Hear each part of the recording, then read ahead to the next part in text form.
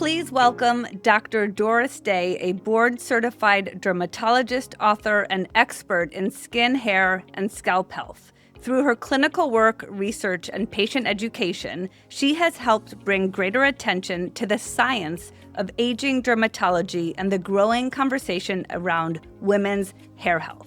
Dr. Doris Day, welcome to the Innovate and Elevate podcast. Thank you so much for having me. I'm excited to be on with you. Can we talk about midlife and hair health? Can you just unpack the science of what women should expect? I kind of think we need to do a little PSA of what happens in life. It's really important to start by understanding that it's hardwired into our DNA to care about hair. Hair is not a vital organ. We can live without any hair and live just productive, long lives. But when women come in and they perceive they're losing hair, people become nearly suicidal at times. It's a really important object of beauty, and it's a sign of fertility and health. I mean, just think about it. If you see an animal and it has a thick fur coat, you think, wow, that's an animal that's fertile, it's young, it's healthy. It's a quick cue to overall health and fertility.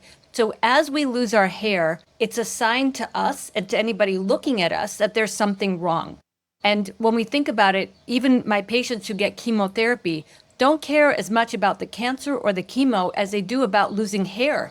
And they're willing to do something that might minimize their potential for survival if it's a chemotherapy that will make them lose less hair or not lose hair at all. So if you are losing hair, just know that it's normal to care about it. And because it has such a powerful cue to youth, health, fertility, vitality, we really do care. I find it so interesting how you talk about hair as identity and how people are willing to go on different chemotherapy and otherwise, and that it's like a symbol of, it sounds like it's a symbol of life, like not just vitality. Part of this is science, but part of this episode too is just permission to explore. It's a conversation to know, one, you're not alone. There are a lot of people investing a lot of money in making it better. And here are the things you have control over that we can help with. We can overcome that and say, okay, I'm losing hair. It's partly aging, partly genetic. It could be partly a GLP-1, partly a nutritional component, partly anemia. There's so many medical things behind it. And when I look at hair loss, I always look at the first category is it scarring or non-scarring? Most of the time it's non-scarring. And what that means, it means that the follicle is present, but the hair follicle has become so miniaturized that we don't see it at all. If it's scarring, that means the follicle is destroyed and the hair won't grow back. So a dermatologist can actually look, I'm assuming with a derm light. My twin's a derm, by the way. I am not. So you look and you can physically tell. The good thing is that everything about the skin is on the outside. We can tell a lot just by looking at the skin. I can tell a lot about hair loss, asthma, allergies, cancer, a whole bunch of things I can see through the skin just by looking at the skin with my eyes and a good light. For women in perimenopause, the type of scarring hair loss that's really a problem is something called frontal fibrosing alopecia. That's a scarring hair loss that for some reason we start to see around perimenopause and menopause, where along the frontal hairline, you start to lose follicles. And the skin can look waxy, and it almost can even look like little plugs where you have like these strands of hair and hair missing around it. And it can be really severe where it makes your hairline recede. And once the hair is gone, the hair is gone. But what I've learned from treating this is that when you treat it, and generally we start with very dilute concentrations of cortisone injections, so Kenalog in very low concentration, we're not trying to thin the skin or destroy collagen, we're just trying to lower inflammation, is that the hair that seems like it's scarred, the follicle that seems like it's scarred in the whole area, is not. So some follicles are overcome and they're gone, but in the neighborhood, the other follicles are just stunned. They're not quite scarred yet. And we can recover more hair than we realize. So in those patients, I'll use topical Minoxidil, I'll do the cortisone injections. Now there's some data with low-dose naltrexone making a difference. There's a whole bunch of things we're trying to minimize the scarring. But the main thing is to get into the dermatologist early, because those cortisone injections done monthly really can protect against the progression of it. And it does seem like starting menopause hormone therapy early can mitigate some of that. One more reason to add in menopause hormone therapy that people don't think about. The more we talk about it, the more I see my patients come in early and tell me all of these things that they're going through in their skin.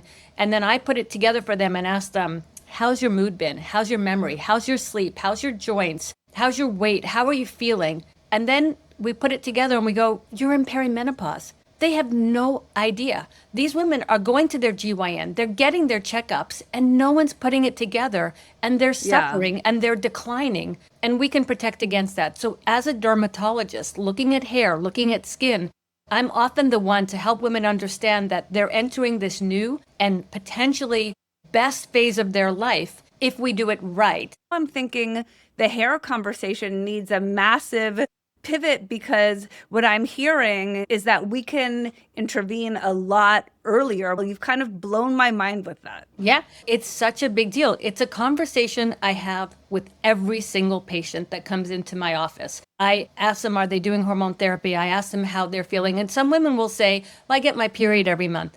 But that's not enough, because you're still fertile when you go through perimenopause. You can still be getting your period every month, but the quality changes. There's all these subtleties. The thing is that I'm a medical doctor. I am treating patients in a holistic way. I have to know what's going on inside to help what's going on the outside. I always tell my patients, I have to keep you healthy so I can keep you beautiful. That is, I think, part of your brilliance, this idea that we're not a sum of our parts, that we're a whole human. Yeah, my dad always taught me the best line. He was an anesthesiologist, which makes him a jack of all trades, as anesthesiologists often are. And he always said, we should all die young at an old age. And I added, and we should look beautiful doing it. And he would agree, because he was vain in all the best ways. But hair is a big component of that, and it's a driver into my office, which helps me help them understand all the things they can do. We talk about protein intake, resistance training, nutrition, hair care, processing of hair, because your hair is now also going gray. So we're doing all these things to our hair. They often go lighter, so they're doing a lot of bleaching and dyeing and blonding of their hair, which can cause it to break. So I need to understand what they're doing to their hair, what's going on at the scalp level, keep the scalp healthy. And then one of my biggest jobs is to keep giving them hope, because I do a lot of consulting for a lot of companies that are working on hair loss. And I tell you, I am so excited about new products, new drugs that are coming specifically for hair that have great efficacy, great safety data, that are going through the FDA approval process. And I believe that within the next 3 to 5 years at the longest, we're going to have outstanding solutions for hair loss for women and for men. Wow. Okay, so we need to unpack that. To get back to something you said earlier, women come into your office. You talked about scarring versus non-scarring. How much of it is scarring versus how much of it is non-scarring? Fortunately, the majority of it is non-scarring. I would say maybe 10% is scarring, maybe even less. But those are the ones I worry about the most. The non-scarring falls into several patterns. Telogen effluvium, which is a stress shedding. So telogen is a cycle of hair. It's the resting phase, right? Your hair grows for 2 to 10 years. That's the anagen phase. That's the growing phase. So that's how long your hair could get if you never cut it. So just think, if you never cut your hair over 10 years, some people, it'll grow to the floor because they have a 10-year long growing cycle. I don't think I have that. I'll never know because I cut my hair. But that's how long it is. So that's genetically determined, how long your growing phase is. On the brows, it's weeks. On the lashes, it's weeks. But on the head, it's 2 to 10 years. So that's the growing phase. 90% of your hair should be in that growing phase. The resting and transitional phase is 3 to 4 months. 10% should be in the resting or transitional phase, where it falls out, it rests a few months, it falls out, and then it grows back. So normally you go through a stress, like you get married, divorced, have a death in the family, a treatment, something happens in your life, and you have this major physiologic stress. And then 3 months later, you get that shed. Then the hair starts transitioning back to that random growing phase where 90% is in that growing phase again, and the hair will come back. That can be a 6 to 9 month to a year-long process. Like we see this after childbirth. But what happens is, if you go through a chronic stress, so if you're going through perimenopause and your hormones go from, 700 to 0 from 1 month to another, because sometimes you're dropping 2 eggs, sometimes you're not dropping any eggs, so like your whole body is shifting. That chronic telogen effluvium means that you're having a net loss because you're not getting to go back to that growing phase. And just think, when you go through perimenopause and menopause, your estrogen receptors, which are highest on your face and your neck and your scalp, your estrogen receptors start to decline but your brain estrogen receptors increase because your brain controls the whole body. So your brain always gets first. So your skin and your hair sacrifice for your brain. That's why I see signs of perimenopause before you might have brain fog or other symptoms. By the time someone comes into me, if they're having those other symptoms, their skin has already been suffering. Their hair has already been suffering for a while. Wow. Same thing with the bone, because your brain is always going to grab the estrogen because it needs to run the body. So unfortunately, we don't treat menopause or perimenopause until women have signs that affect their functioning that we can see. So hot flashes or mood changes. But the bone changes take longer. You've already had damage. The hair changes have already been happening. By the time we see it, it's harder to reverse it.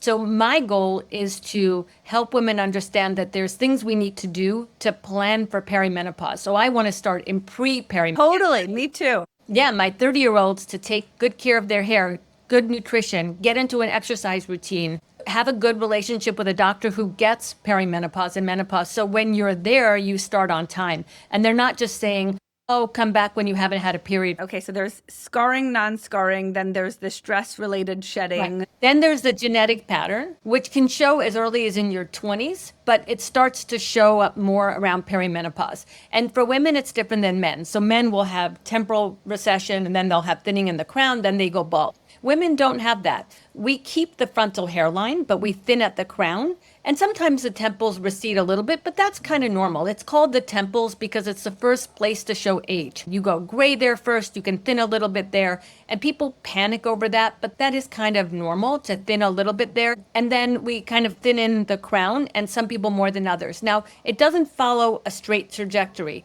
It tends to peak and plateau. So you'll go through a period of time where you'll see hair thinning and it'll be dramatic. And then it'll stay that way for months to years. And then it can trigger again. The only thing actually FDA approved for women is 5% topical minoxidil once a day. And in their studies, they had close to 900 women, 80% regrew hair, and the hair that regrew was up to 50% thicker. So it does work. I call it anti-aging for the hair. What about oral minoxidil? Oral minoxidil is off-label, and it does work. There is a company, Veradermics, that's working on a low-dose time-release version of it that has really good data. They should be FDA approved within a year for men and maybe a little bit longer for women. But oral minoxidil, the generic form, it does have side effects. The problem is, so minoxidil is not a direct scalp hair growth product. What we think it's doing is improving circulation to the scalp, and that's helping with hair growth. But we have to dose it carefully for women. Generally, I'll have them get a 2.5 milligram pill generic and then have them break it in half and start with that. And then if they're okay with that, then they can try the whole 2.5 milligram pill. It sounds like the topical minoxidil is still the main go-to. It's the only FDA approved one. There's a lot of things that are off-label that do work. So some of the supplements do help. And even if you do oral minoxidil, it's better if you still do topical because you're affecting the receptors differently. And there's some data that show that they may work a little differently, so they can have a synergistic effect, even though it's the same drug. So I have women who take it orally, still put it in the temples and in the middle part line, but just a drop. So it's not going to mess up their hair, but they'll get added benefit. Other things are some supplements that have ingredients like curcumin, ashwagandha, saw palmetto. Some of these ingredients do have good data for hair. They're good hair lasers. I actually published a case report of a patient who was in perimenopause, got alopecia universalis, which is an autoimmune loss of all the hair on her body. And we just did a hair laser that helps do something called photobiomodulation. It helps stimulate the follicles, and we grew all her hair back. Wait, which laser? It's a Fotona hair lace. I do it for all my patients before I do PRP, and it makes the PRP work so much better because that photobiomodulation is waking up and stimulating those follicles. I wouldn't do PRP for someone who has an autoimmune condition because I'm not sure what the issue is, and I've seen it make it worse. Same thing with scarring. I don't do PRP for that. And I've had patients who I wouldn't do it for, and they went somewhere else and they got it, and it got worse. I did a laser at home and it actually made it worse, and the top of my head was red. With the home lasers, the problem is the wavelength is FDA cleared, but a lot of the devices just use that as their data to sell their device. But they don't do specific studies on their device. So Current Body, I think, is one of the top ones that's out there. Carifactor, Revion, those are my top three favorites of ones that I think have the best data that actually looked at their particular device for hair growth, that I've seen good results where a lot of people with hair loss will know pain in the scalp, almost like you have a tight ponytail being pulled in the wrong Yeah. direction or your hair is going the wrong way. And these devices seem to minimize inflammation and lower that pain level. So I've been impressed with those devices. I think laser cap is probably another good one that's out there. But my top three favorite are the Current Body, the Revion, and Carifactor. But are there some people who just can't use them? Because it's like, for me, it just like made it worse. I think some of them give too much heat. These ones don't. What made it worse for you, I believe, is not the wavelength. It was the way the diodes were put together and the amount of energy they were delivering and how much heat was put into it. So there is difference in quality of the diodes. They could all say that they have that wavelength, but what else do they have? And how much do they filter to just that one wavelength? Like with everything, not everything is for everyone. And when you combine things, you get better results. So I often will combine the topicals, and I wouldn't do the topical right before the hair laser. I would do the laser first and the topicals after, because the laser can even heat up the topical or inactivate it. I'd love to talk about what's your perspective on how important scalp health is for hair health. It's incredibly important. Your hair follicle lives within the scalp, and that environment, that microenvironment, is really critical. So I think about the microbiome of the scalp, and that changes with perimenopause and menopause. So I just wrote a book a couple of years ago with a colleague called Rebooting the Biome. So I focus a lot on the skin microbiome and the scalp microbiome, and it's going to change, so we have to adjust for that. Actually helped just create a new molecule called RLX-201. That molecule works on the fibroblasts and their mitochondria. I've made a hair formula of it, which I'm just testing now, so it won't be out for a little bit. But the hair shedding stopped in a week. The growth takes longer, but the shedding literally stopped. We're understanding more and more the pathways that drive hair loss, the proteins that are involved that go around the DHT pathway, because that's not as important for women. So my focus is on what's driving hair loss in women, and we're learning more through just understanding these proteins and these pathways that drive hair loss and what to measure. It's really interesting because my identical twin, her name is Dr. Iris Rubin, and she told me for years that your scalp is a manufacturing plant for your hair. And it took me forever to understand it. And so she developed a shampoo 10 years ago. It's called Scene. It's exclusive in Ulta. And it was mostly because she was getting acne at the hair salon and she didn't want to have to compromise great hair and great skin. But Harvard just did a study on it, and it's the first shampoo and conditioner to ever help with female pattern hair loss. It has me wondering, why would a shampoo make a more fertile ground for a minoxidil? It's a couple of things. One is inflammation in the scalp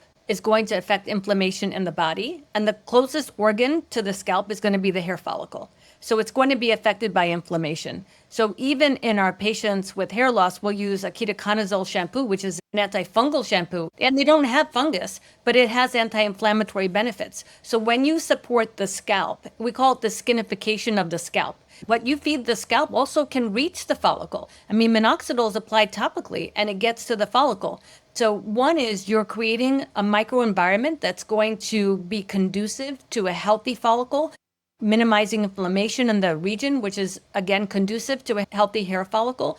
And they're showing that there's follicular changes that happen around inflammation that allow stem cells to escape the follicle. And just by creating a healthier scalp, you're going to protect the follicle. There's so much that we're understanding now just by capturing in real time what happens to a follicle as it ages.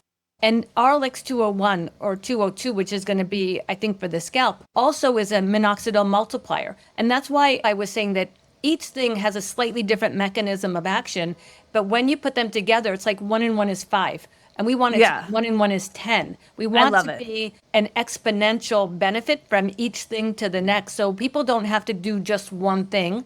They can combine things, but they have to make sense in the order and the way you apply them. And the more they're tethered to my office, the more I want to know what else is working first before I tell them that they have to add in something like PRP or an in-office hair laser. Because for right now, everything we do to grow hair, you have to keep doing to maintain the benefits. That's the other thing we don't tell people. It's like it's forever. Menopause, you don't outgrow it, right? You're in it forever, which a lot of people don't realize. And then the hair maintenance, it is forever. It's kind of like an uphill battle, it sounds like. Well, life is an uphill battle, but my goal is to I always think of it as riding a bicycle. I love riding bikes. And when you ride outside, if I see a hill coming, if I have a downhill first, I'm going to pedal faster on that downhill so I have more momentum going uphill. So I want my patients to have that momentum going into it. And the momentum is optimize your health as early as possible, know what you're in for, and treat it as early as you can, because it's easier to prevent the problem than it is to try to fix it after the fact. So I tell people, I fight for every follicle on your head, and I'm going to try to keep this hair until we come up with something better. So when somebody complains, oh, but I have to keep doing it to have the benefits, I go, well, you have to keep brushing your teeth or your teeth fall out. You have to keep eating or you get hungry. You have to exercise or you lose muscle. This is one more thing that, yep, you have to keep doing it. But the good news is, if you keep doing it, you'll keep maintaining the benefits. You don't become resistant. You don't become immune to it.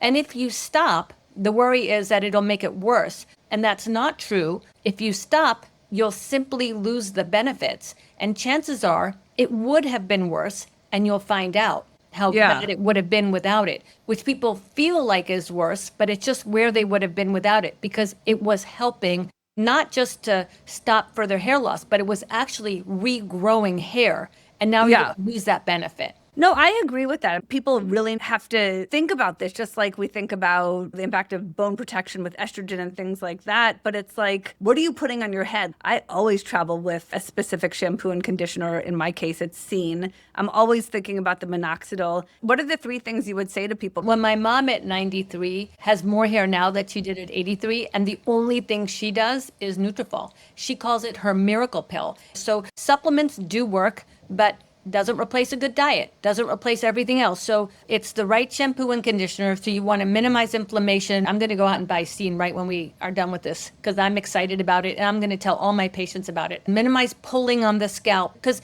that traction over time, even just a ponytail that's a little too tight, is depriving the follicle of oxygen. So do as little to your hair as you can. Dyeing it is not a problem. The dyes that we have today are much safer than they used to be. I mean, I go every 3 weeks. I'm fully... So do I. Right. So do I. And also, I think it does protect the hair a little bit.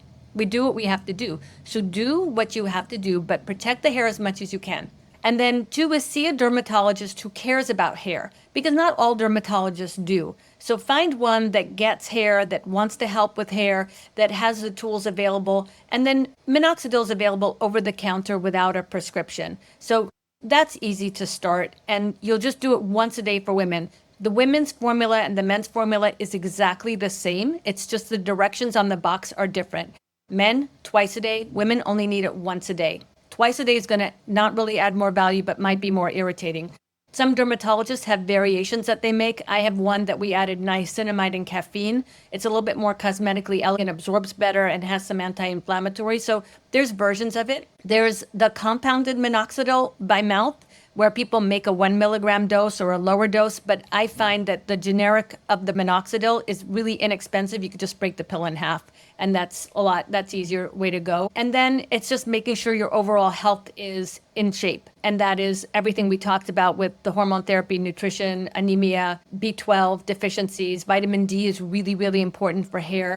Vitamin D3 with K2, I think, is really helpful. And then all the in-office treatments, we have so much. So I always ask patients, how much does this bother you? Because if it's early and you're okay and you just want to get ahead of it, you can do all these things at home and get a red light hat, and we make our recommendations, give people options. The biggest problem is that women come in when they have a lot of hair, but they know they're losing it. And the doctor looks at the scalp and goes, you have so much hair, what's your problem? You don't dismiss them because Never. So this is a good flag. I'm a big advocate of co-piloting your health with the doctor, but what you're basically saying is you look at the whole human, you care, you're not going to dismiss their symptoms. I think doctors like you honestly are so important. And so finding someone who sees you and validates you. What I try to do is I try to make sure they feel heard and understand that, yes, they know their hair, it's changing. They know that something is wrong, but at the same time, make them feel good. So I ask them, is today still a good day? Do you still feel like you have a lot of hair? So let's enjoy this good day. And let's not cry over what could happen tomorrow, knowing that we're going to do everything we can to try to protect against that. But the issue is that we do lose hair every day. We shed 100 to 150 hairs every day because it's part of that anagen, telogen, catagen growing cycle, right? Every day Right. you lose up to 10%. So once someone perceives that they're losing hair, then they go into panic mode and Yeah. all hair shedding is too much hair shedding. Or they don't brush it every day, but then they take a shower and they see it in the drain and it drives them crazy. So people don't always look at their scalp, they look at the drain or their brush and they say, well, all this hair is coming out, I must be going bald. But just think, if you lost that much hair every day, you would eventually not have any hair on your head, but you still have a good amount of hair on your head. So it Yeah. must be growing back too. So even with that, we have to try to find this balance of saying, yes, I see hair shedding. I believe you. I get it. But it is also growing. And we have to try to push into that more and look at the hair on your head, not the hair on the drain. And see if you're satisfied with that and know that, yes, it's changing. Because the last thing is that your hair does change. Your hair with age, just like your skin wrinkles, your skin gets thinner, each strand of hair becomes finer. So even if you have the same density, the hair itself may not be as thick as it was when you were 20. And that's just how it is. So your ponytail might be tighter even though you have good coverage.